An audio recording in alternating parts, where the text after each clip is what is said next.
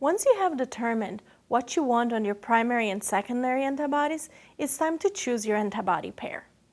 You're going to want to look at what is commercially available, and out of those, which ones will best fit your particular assay conditions.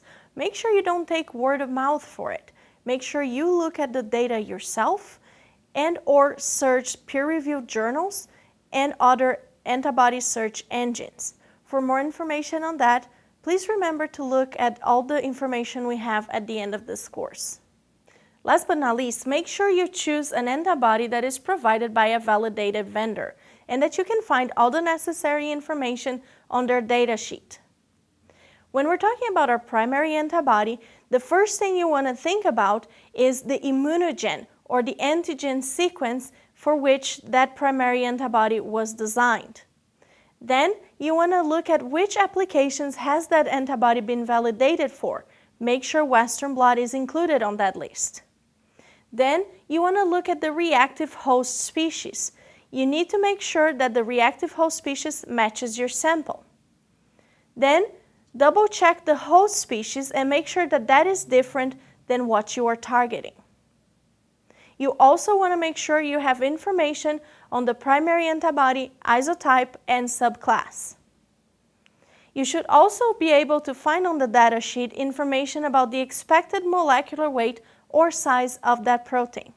You should also be able to find information of how they validated that antibody with all detailed experimental conditions and an image with a positive and a negative control. Make sure the data sheet also offers you a suggested dilution or concentration range for your particular application. Taking note of the catalog number of that antibody will help you in the future. When it comes to your secondary antibody, here's what you should be looking for on that data sheet.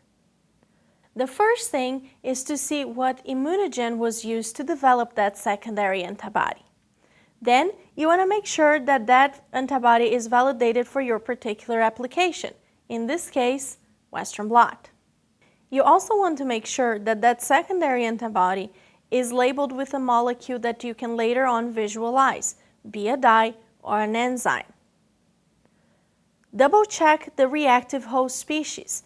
That will give you information to confirm that your secondary antibody can recognize your primary antibody. You also want to look at the host species and make sure it's different than your primary antibody. Don't forget to take notice on the isotype and subclass of your secondary antibody. Once again, details on the experimental conditions should be present on the data sheet, as well as images confirming its specificity, preferably with a positive and negative control. You should also be able to find information on the suggested working concentration of that antibody. Remembering to take notes of the catalog number of that antibody will help you in the future.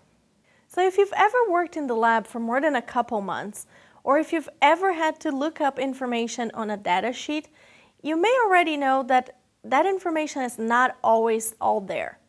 Panic not.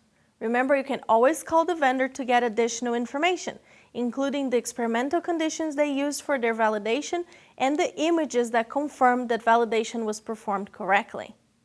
As important as it is for the vendor to provide you with complete and accurate information, it is also important for you to realize what your responsibilities are.